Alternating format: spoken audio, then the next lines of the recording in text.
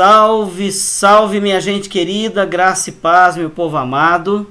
Estamos aqui para mais uma aula de nosso curso Como Ensinar a Bíblia. Todas as quartas-feiras, às 20h04, estamos aqui, online. Tivemos um pequeno problema técnico para a nossa aula online, mas estamos aqui já gravando e colocando no ar para você assistir. Graças a Deus! Hoje é a aula número 10 deste nosso curso, Como Ensinar a Bíblia, mas é a aula número 3 do tema O Tabernáculo, Cristo e a Igreja. Seja bem-vindo, aproveite, pegue a sua Bíblia, pegue seu bloco de anotação, a sua caneta. E antes de continuar, não se esqueça, dê aí o seu joinha para essa transmissão, inscreva-se no canal e ative o sininho. Está bem? Muito obrigado por você estar aqui conosco. Deus te abençoe. Nós vamos orar para nós iniciarmos a nossa aula, para nós podermos continuar, né? Vamos estudar a palavra de Deus. Então quero convidar você a orar comigo. Coloque-se na presença de Deus. Se você quer aprender a ensinar a Bíblia, a palavra de Deus, você tem que confiar no Deus desta palavra, que se revela nesta palavra. Então nós vamos orar. Senhor nosso Deus, pedimos a bênção do Senhor sobre aqueles que estão assistindo esta aula. Que o Senhor guarde o coração de cada um para ter um coração realmente preparado para ouvir a Tua palavra e para entender como melhor servir o Senhor ensinando a Tua palavra. Que o Senhor, pelo Teu Espírito Santo, fale com cada um. Te damos graças e pedimos a Tua bênção em nome de Jesus. Amém. Amém. Muito bem. Temos visto o tema o tabernáculo, Cristo e a Igreja, e eu quero convidar você a continuar nos acompanhando aqui neste tema.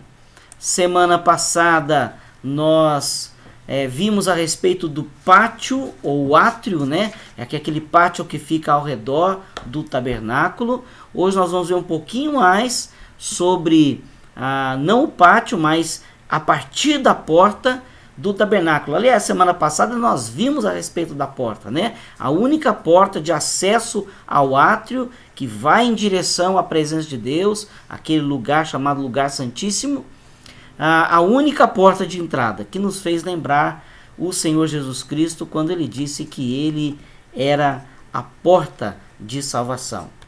Então nós vamos observar, e vamos iniciar hoje. Antes de nós continuarmos a entrar no tabernáculo, eu quero ver com vocês um pouco sobre a distribuição das tribos de Israel ao redor do tabernáculo. Lembra que nós já comentamos que o tabernáculo, quando o povo de Israel estava caminhando no deserto, eles ficavam acampados, né, por um período. E enquanto eles ficavam acampados, o tabernáculo ficava exatamente no meio das tribos. E havia uma divisão que eles deviam acampar ao redor do tabernáculo. E quando eles levantassem acampamento, o tabernáculo seria desmontado, seria conduzido no meio do povo, na mesma disposição em que eles acampavam, eles também caminhavam. Então você está vendo uma pequena rosa dos ventos que marca os pontos cardinais, né? Leste, oeste, norte e sul. Então é exatamente a posição que fica aí o tabernáculo, como nós vimos semana passada. A porta de entrada voltada para o leste, o nascente do sol, o oeste para o poente e as laterais, uma para o sul e outra para o norte. Então, obviamente, em cada época do ano, conforme mudava a posição da nascente, ou do nascente do sol, também mudava a posição da montagem do tabernáculo, né? E isso tem uma razão. uma razão de ser. E nós vamos observar aos poucos isso. Então, semana passada, nós vimos este posicionamento. Está um pouco pequena a imagem de propósito, porque nós vamos agora colocar as tribos ao redor, como que elas acampavam ao redor do tabernáculo. A oeste, nós temos 3 tribos, a tribo de Efraim, Manassés e Benjamim. A leste, antes de leste, vamos ver aqui ao sul, né, numa lateral, a tribo de Ruben, Simeão e Gade. E lá para o norte, Dan, Azer e Naftali. E aqui a leste nós temos em frente à porta a tribo de Judá, Issacar e Zebulon. Então Deus orientou que Israel tomasse esse posicionamento. Existe todo um sentido nesse posicionamento. Eu vou aqui destacar apenas o fato de Judá estar diante da porta. Ora, qual tribo Jesus é procedente? Da tribo de Judá. Então, exatamente a tribo de Judá que fica ali em frente à porta, de frente ao altar de sacrifício, onde deveria se posicionar. Então, cada tribo se posicionava exatamente nesse sentido. O que é interessante é que Deus orientou que cada grupo de tribo, não cada tribo, mas cada grupo de 3 tribos, deveria se identificar com um estandarte próprio para aquele agrupamento, né? O estandarte é uma bandeira. Então, esse agrupamento aqui de Judá, Issacar e Zebulon, eles se identificavam com a bandeira do leão. E por isso nós temos o leão da tribo de Judá. O agrupamento de Efraim, Manassés e Benjamim, eles se identificavam com a bandeira do boi, né? Então tinha ali a figura de um boi. É claro, essas bandeiras aqui não são as bandeiras originais, né? Isso aqui eu capturei imagens na internet apenas para você poder ter melhor visualização, está bem? E aqui o agrupamento de Ruben, Simeão e Gade, eles se identificavam com a bandeira da águia, e Naftali, Azer e Dan com a bandeira do homem. Então havia uma ênfase em cada uma dessas bandeiras para identificar o agrupamento, e eles, quando acampavam, hasteavam a sua bandeira, quando caminhavam, carregavam o seu estandarte à frente do seu agrupamento. Isso você vai encontrar em Números capítulo 2, toda essa descrição está ali no livro de Números, capítulo 2. Lembrando, não vamos ler aqui os textos específicos, porque a intenção aqui é mostrar para você onde você vai encontrar, para você poder ensinar. Claro, quando você estiver diante da sua sala de aula ou do seu grupo de alunos, você vai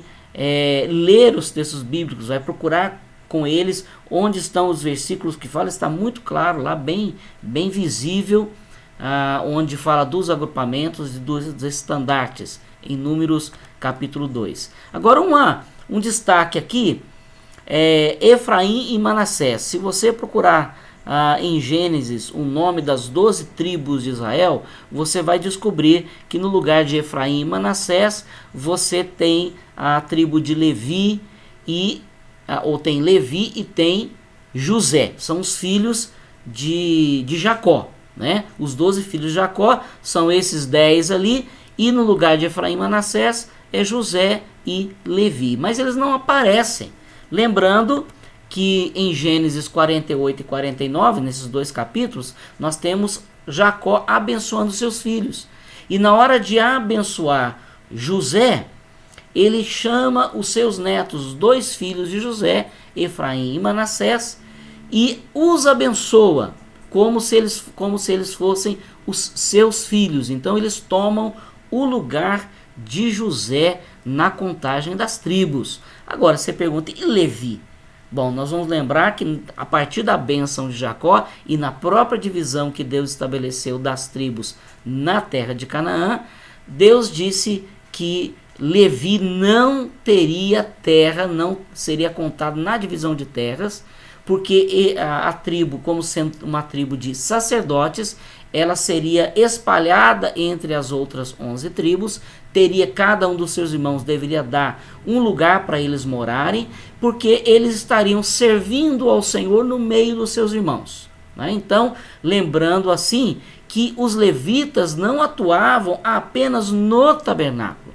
Né? Era um grande privilégio o levita ser chamado para fazer parte dos turnos de trabalho lá no tabernáculo. Ele tinha uma alegria de fazer isso, ele torcia para chegar a sua vez, mas existia uma ordem para cada grupo se apresentar. Mas eles trabalhavam constantemente no meio dos seus irmãos. Então, questões de juízo, né, de julgar causas, de atender necessidades mais emergenciais no meio do povo, até mesmo oferecer sacrifícios pelos pecados, eram realizados fora também do tabernáculo, no meio de cada uma das tribos, né, por meio desses levitas que atuavam ali no meio dos seus irmãos, tá certo? Eles eram como pastores, né, no meio daquela tribo onde eles habitavam, e eles serviam ali o Senhor, tá bem? Agora, algumas curiosidades sobre as bandeiras das tribos, né? Eu quero colocar aqui as bandeiras de novo. A bandeira do leão, do boi, do homem e da águia. Olha só que interessante. Nós vamos ver a partir de número 2. Está lá em número 2. Livro de Números, capítulo 2. Se você abrir Ezequiel, capítulo 1, versículo 10 e Apocalipse 4, 7, você vai perceber que esses não 4 animais, porque tá, o homem ali não é animal, mas essas 4 personagens aparecem na descrição dos seres viventes que guardam a glória de Deus, tanto em Ezequiel capítulo 1, quanto em Apocalipse capítulo 4, muito interessante. Olha aqui o texto de Apocalipse. O primeiro ser vivente era semelhante a um leão. O segundo é semelhante a um novilho. O terceiro tinha o rosto semelhante ao de ser humano. E o quarto ser vivente era semelhante à águia quando está voando. A diferença entre esses 4 seres viventes que aparecem em Apocalipse capítulo 4 com o de Ezequiel é que lá em Ezequiel não são 4, é apenas um ser vivente que tem quatro caras, né? E cada uma delas exatamente, uma como leão, outra como boi, outra como homem e outra como a águia. E você pode perguntar, mas e aí, o que quer dizer isto, né? Bom, aí está exatamente a expressão de como Jesus Cristo se apresenta. É a maneira como ele se apresenta. E isso nós vamos perceber por meio dos evangelhos. O objetivo de cada um dos evangelhos. Quantos evangelhos são? São 4, não é? E na explicação do objetivo de cada evangelho, nós vamos encontrar isso. Que Mateus, quando escreve, na sua perspectiva, relata a vida de Jesus Cristo e apresenta o evangelho, ele quer apresentar Jesus como rei. Então, está aí a relação com a cara do leão, né? Ele apresenta Jesus como rei. E Mateus escreve para os judeus. Tanto que você não vai encontrar, por exemplo, no Evangelho de Mateus, a expressão reino de Deus. Você vai encontrar reino do Senhor, reino dos céus, mas não reino de Deus. Por quê? Como ele está escrevendo para os judeus, o judeu tinha um respeito imenso com o nome de Deus, preservava o máximo, né, o nome de Deus, evitando falar aleatoriamente e em vão o nome de Deus. Então ele não quer chocar, não quer criar estranheza para o seu povo de Israel, então ele evita essa expressão, porque ele quer apresentar Jesus, o Messias, como o rei. Quando Marcos escreve o Evangelho na sua perspectiva, ele quer apresentar Jesus como servo. aquele que veio para servir e não ser servido. Aliás, este é o versículo-chave do Evangelho de Marcos, Marcos 10, 45, né? Jesus falando, eu não vim para ser servido, mas para servir e dar a minha vida em resgate de muitos. Então a ideia de Marcos é mostrar Jesus dessa maneira. Por isso, ali, então, a cara do boi, não é? Que é um estado de serviço, né? De estar servindo. Lucas, vale nós lembrarmos que Lucas não era, como nós já estudamos há um tempo atrás aí, Atos dos Apóstolos, e vimos que Lucas é o autor. Vale lembrar que Lucas não era judeu, ele era um gentio, né? Ele não era judeu. Então ele tem uma imensa liberdade de apresentar a vida de Jesus numa perspectiva mais natural, né? Como homem. Por isso ele usa muitas expressões, Jesus como filho do homem. E ele é um historiador, então repare que ele situa a vida de Jesus no tempo do rei Herodes, do rei fulano de tal. Ele vai citando, né, situações históricas para mostrar que Jesus era homem. E por isso ele podia nos substituir na cruz do Calvário como homem. Né? Precisava ali morrer um homem em favor de nós. E, no caso, um homem perfeito, sem pecado nenhum. E João? João apresenta Jesus como Deus. Olha João 1. Né? No princípio era o verbo estava com Deus e o verbo era Deus. Então ele já de início ele mostra que o que ele quer fazer. Ele quer apresentar Jesus como Deus, a sua divindade. Por isso a águia, né, voa muito alto. Então sempre olhando, nós quando pensamos em águia, nós pensamos em olhar para o alto. É exatamente essa ideia aqui nessa relação entre as 4 bandeiras que localizavam os grupos das tribos de Israel ao redor do tabernáculo com os 4 evangelhos. Interessante, né? Curiosidade boa para nós percebermos como Deus não faz nada à toa. Nosso Deus é um Deus previdente e providente, né? Querendo ensinar lá na frente alguma coisa para o seu povo, ele começa a trabalhar ali atrás, né? E vai trabalhando no decorrer da história, inclusive dando visão para Ezequiel, que é o caso do texto que nós citamos, Ezequiel capítulo 1, em que ele vê um ser vivente guardando a glória de Deus, e ele tem essa apresentação com essas 4 faces. Muito interessante, não é? Continuando aqui, a respeito do tabernáculo, olha só aí de novo aquela imagem, nós começamos com a porta. Semana passada nós olhamos para a porta. A porta que é atraente, colorida, não tem como as pessoas entrarem por outro caminho. Se tentar entrar por outro caminho no átrio, vai ser considerado um ladrão, um salteador, né? Lembrando aí o inimigo das nossas almas. Quem quer se aproximar de Deus tem que entrar pela única porta existente. Por isso Jesus diz que ele é a porta. Não é? Então não tem outro caminho, é por ali. E o que encontra-se ou encontramos se nós entrássemos no tabernáculo? O que nós íamos encontrar de imediato, de frente conosco? O altar de sacrifício ou altar do holocausto, ou também conhecido como altar de bronze.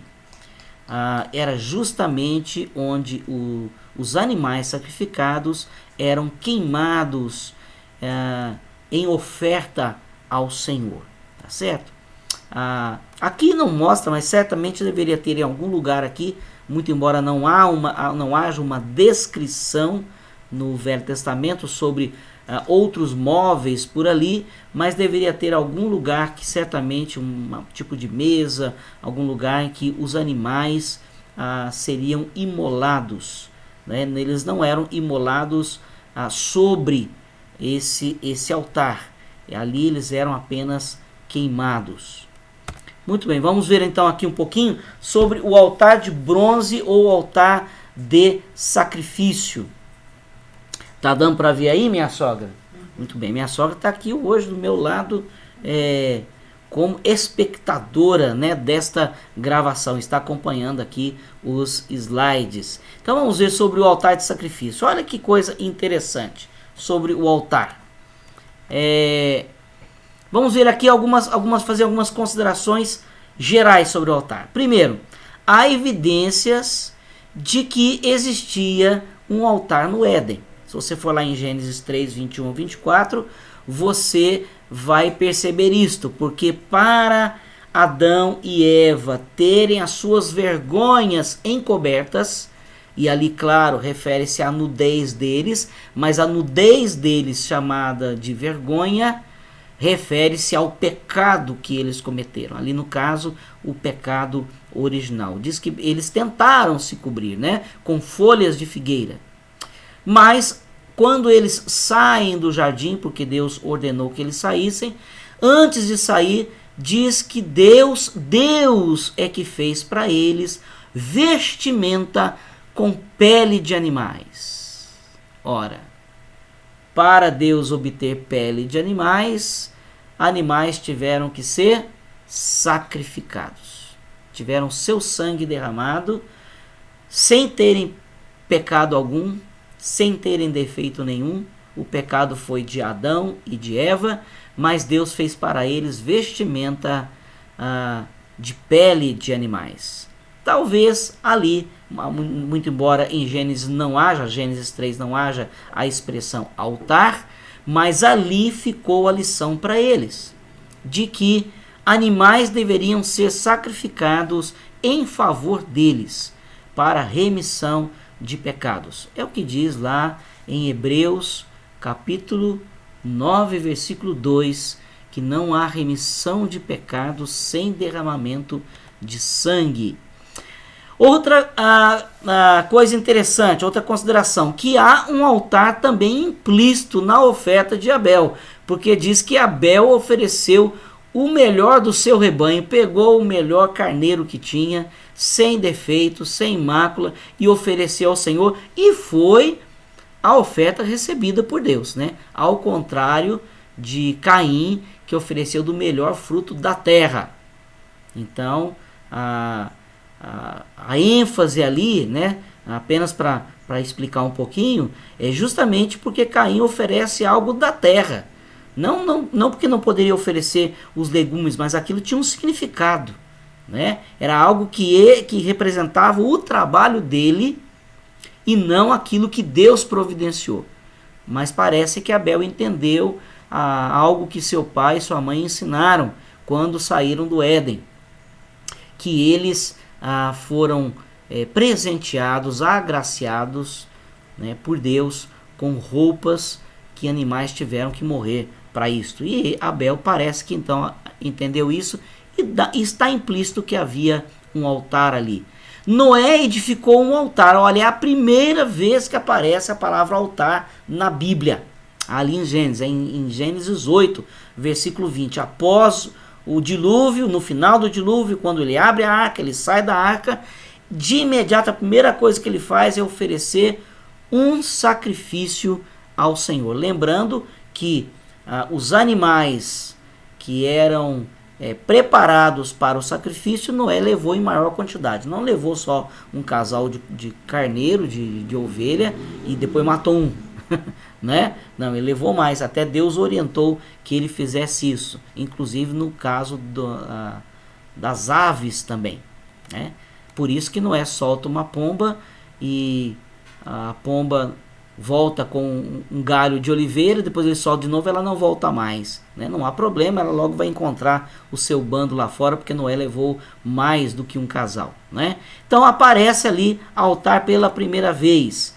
Abraão edificou um altar para selar a aliança que Deus fez com ele, já em Gênesis capítulo 12. Bom, esse é apenas um altar que Abraão construiu, né?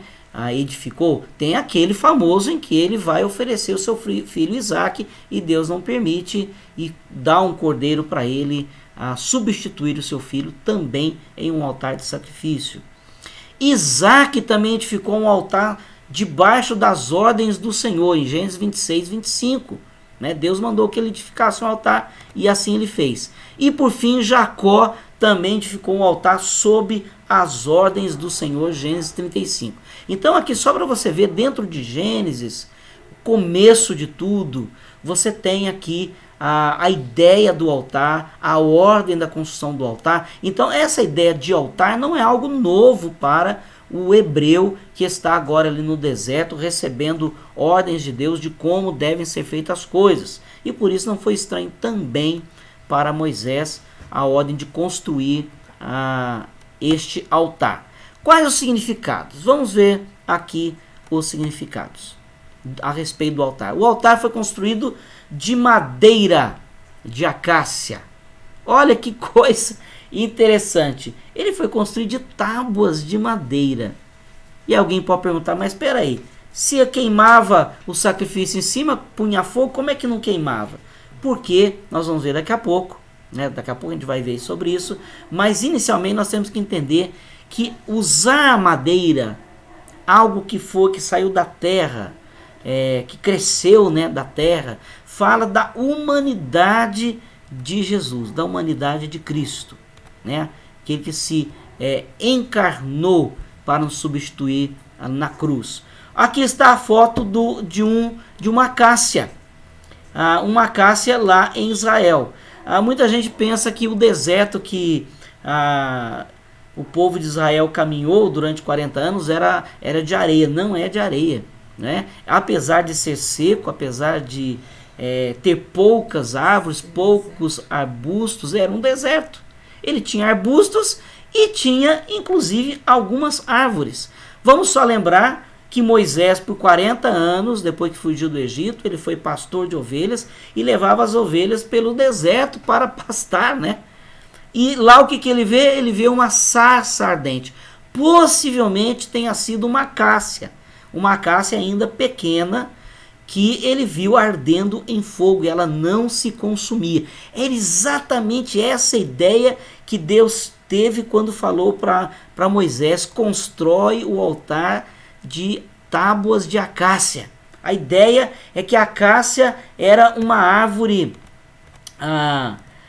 muito dura, resistente ao tempo, que tem algumas traduções bíblicas, inclusive, porque a palavra usada ali pode ser traduzida como incorruptível, quer dizer, uma árvore difícil de se acabar. É mais ou menos como a nossa peroba, né, que faz os moerões de cerca, finca, enquanto está fincado na terra, ela não apodrece, né? Apodrece a parte de cima, aquilo que está em contato com o ar, mas pode ficar até dentro d'água e aquilo não acontece nada, né? Ela preserva por muitos e muitos e muitos anos, né?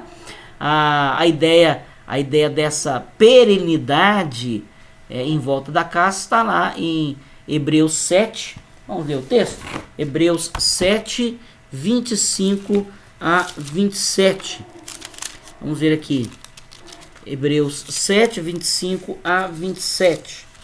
Diz assim o texto de Hebreus: porque nos convinha um sumo sacerdote como este, santo, inculpável, sem mácula, separado dos pecadores e exaltado acima dos céus. É essa ideia aqui que a acácia traz a respeito de Jesus, que não tem necessidade, como os outros sumos sacerdotes, de oferecer sacrifício todos os dias, primeiro por seus próprios pecados, depois pelos do povo, porque fez isso uma vez por todas, quando a si mesmo ofereceu. Então a ideia aqui é de incorruptibilidade na vida de Jesus enquanto ele esteve na terra. Por que o altar não queimava sendo de madeira? Porque Deus ordenou que a madeira fosse coberta de bronze. Então todas as tábuas, tudo que era madeira no altar, foi revestido com chapas de bronze. Meus irmãos, vocês imaginam a dificuldade de se cortar madeira, né, as tábuas no deserto? Fico imaginando Deus na sua providência, né, fazendo alguns carpinteiros saírem de casa correndo, falando assim: não, mas eu vou levar meu serrote, o outro eu vou levar meu martelo. Né? Para quê? Para que chegasse lá e estivessem ferramentas. Lembrando que Deus concedeu a alguns homens a habilidade de trabalhar em todo tipo de arte, né? E eles então puderam realizar essa belíssima arte. Agora, qual é a relação do bronze? O bronze tem uma relação direta com a ideia do pecado. É ali onde a ideia do altar, né? Ali onde o pecado ia ser queimado. Essa era a ideia. Houve um sacrifício, então isso tem que desaparecer na presença de Deus. E era queimada aquela carne ali. Então, se você abrir em Juízes 16, 1 Samuel 17, Salmo 107 e Isaías 48, você vai encontrar essa ideia. Sempre o bronze relacionado à luta contra Deus, à dificuldade, à penúria, à resistência. Tá? Então, você tem essa ideia aí. Isaías 48, 4 diz assim: porque eu sabia... Olha, é Deus falando. Porque eu sabia que você era obstinado. Olha a ideia de dureza. Que o seu pescoço é um tendão de ferro. E que a sua testa era de bronze. Essa é a ideia de resistência. Então, quando Deus pede para revestir o altar de bronze, Ele está dizendo que ali toda resistência vai acabar. Né? Vai queimar na presença de Deus. Tá? Então isso lembra a obra redentora de Jesus, o que Jesus fez na cruz do Calvário. Outro significado, o altar era quadrado. Aqui na figura que eu coloquei aqui, parece que não é muito quadrado não, mas ele era quadrado. Ele tinha 2,5 metros de cada lado. Isso dá quantos côvados? 2 côvados, não, 2 côvados dá 90 centímetros, é 5 côvados. 5 côvados, dá 2,5 metros. Então, de cada lado. Então, quadrado. Todos os lados iguais. A ideia é que, independentemente de que lado você viesse, que você se apresentasse diante daquele altar, você estava sendo atendido pelo Senhor. 4 lados iguais. O número 4 aponta para a redenção de todo mundo. Aliás, o número 4 refere-se na Bíblia, refere-se ao mundo, né? Os 4 pontos cardinais, as 4 estações, enfim, você repara que há várias expressões com o número 4 que refere-se, no caso, ele vai sempre se referir ao mundo. Tá? E isso nos lembra também dos 4 evangelhos. Quer dizer, ninguém pode dizer que tem porta fechada para se aproximar de Deus. O Evangelho é para todo aquele que crê. Então, o mundo tem acesso ao Evangelho, pode ter conhecimento da salvação em Jesus Cristo. E a promessa de Deus. Antes de Jesus voltar, o mundo inteiro ouvirá a respeito do Evangelho. Os 4 cantos do mundo. Então, temos aqui essa ideia do porquê que o altar de sacrifício era quadrado. Tá? Deixa-me ver aqui, fazer só uma observação a respeito dele ser quadrado.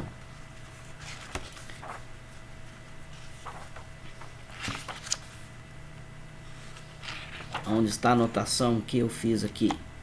Que eu rabisquei aqui.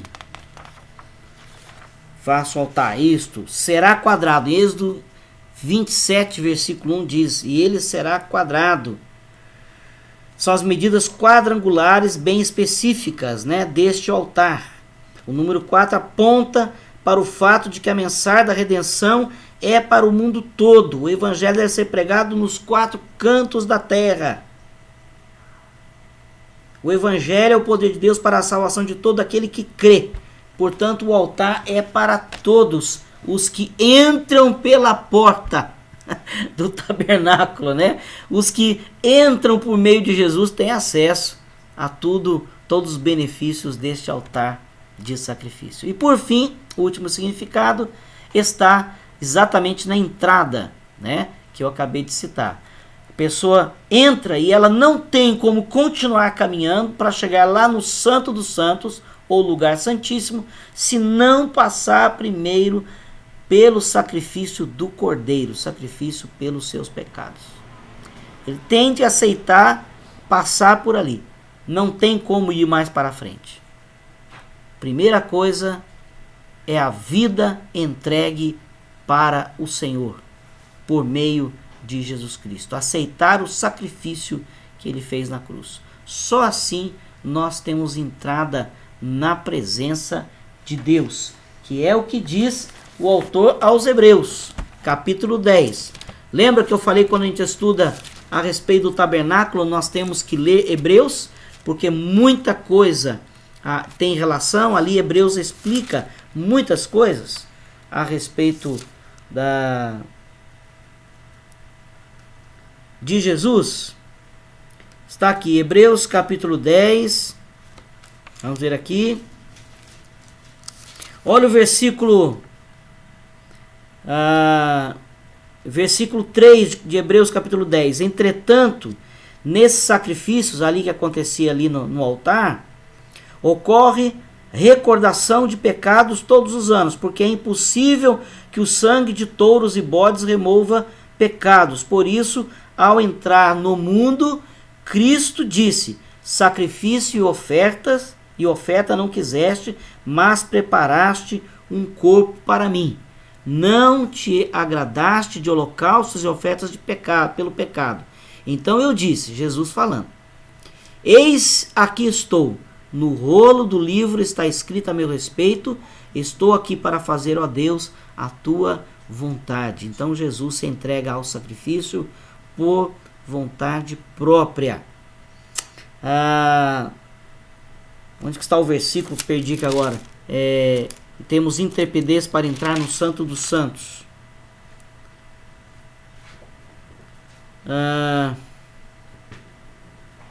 Versículo, não encontrei ainda, mas está aqui, ó. Versículo 15. E disto nos dá testemunho também o Espírito Santo, porque também está escrito: esta é a aliança que farei com eles. Depois daqueles dias, diz o Senhor, imprimirei as minhas leis no coração deles e as inscreverei sobre a sua mente. E acrescenta: também dos seus pecados, das suas iniquidades, jamais me lembrarei. Ora, onde há remissão de pecados, não existe mais necessidade de sacrifício de pecados. Então, por isso que hoje não se sacrifica mais pelos nossos pecados. Portanto, meus irmãos, tendo ousadia para entrar no santuário pelo sangue de Jesus, olha aí, versículo 19, pelo novo e vivo caminho que ele nos abriu por meio do véu, isto é, pela sua carne, e tendo como grande sacerdote sobre a casa de Deus, aproximemo-nos com um coração sincero. Era isto que o judeu, o hebreu, entendia quando ele entrava pela porta do tabernáculo, que nele tinha que ter essa sinceridade: eu quero me aproximar de Deus. Aproximemo-nos com um coração sincero, em plena certeza de fé, tendo o coração purificado. A expressão aqui purificado que é queimado pelo fogo, né? Passado pelo fogo, purificado de má consciência e o corpo lavado. Nós vamos ver depois, na próxima aula, a bacia de bronze, né? Que dá acesso ao lugar santo, né? Começar a entrar na presença de Deus. Então não é apenas purificado de má consciência, mas o corpo lavado com água pura. Por isso, e aqui então eu deixo a palavra final para nós hoje: guardemos firmes a confissão da esperança, sem vacilar, pois quem fez a promessa é fiel. É fiel. Então, quando nós olhamos o altar de bronze, o altar do holocausto, nós pensamos em tudo isso. O que Deus preparou na história providencial dele, para chegar até hoje. Então, conhecer a respeito do tabernáculo, dos seus utensílios, dos seus móveis, seus altares, é algo extremamente importante para todo cristão. Assim nós terminamos o assunto de hoje, a nossa aula de hoje, para você poder guardar e pensar melhor sobre aquilo que Jesus já fez por você, você tem que passar por ele, tem que se submeter a ele, tem que andar na presença dele. Você quer entrar, quer chegar até o Pai, disse Jesus. O que ele disse? Ninguém vem ao Pai senão por mim. Então esse é o caminho. Deus abençoe você. Tome uma decisão por Jesus se você ainda não fez. Chegue mais próximo do Senhor. Se você já se entregou ao Senhor Jesus e entende, crê que você é filho de Deus, louve ao Senhor por tudo aquilo que Ele já fez, por todos aqueles pelos quais Ele se entregou. Deus te abençoe. Deus dê graça a cada um e fortalece o coração dos meus irmãos. É a oração que eu faço em nome de Jesus. Amém. Até a próxima, se Deus quiser. Não esqueça de dar aí o seu joinha, né? E compartilhar também este link com as pessoas que você conhece e gostam de estudar a palavra de Deus. Um grande abraço. Fiquem na paz. Amém.